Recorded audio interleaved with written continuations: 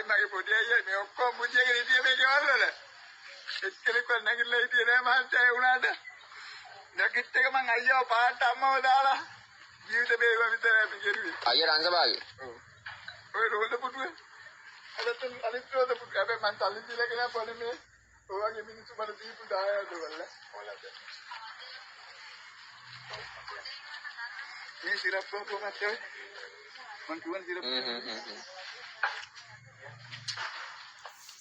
ජීවිත බේරුව එකති මේ අයියාගේ ජීවිත කිය බේරුවයි.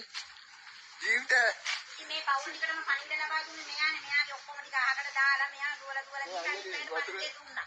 එතෙන් දැස්සේ සමහරු වතුරට මෙයාගේ ටික අවුල් ගියේ මෙයා පාන්දර දෙකයි මාත් ඔයා තමයි මුළු ගමටම නිවුස් එක දුන්නේ. ඔව් පාන්දර බඩුව ඕනේ. මෙයා වයසට අයව ගිහිල්ලා ස්ථානගත කරලා එනකොට මෙයාගේ ජීවිත ටිකයි මෙයාගේ ඔක්කොම ටික නාස්ති වෙලා ගිහිල්ලා. ඔයාට ඔය දේවල් ලැබෙයි කවදා හරි. ඔව් මේවා තියෙයෝ. ඔය දේවල් කවදා හරි ලැබෙයි ඔයාට.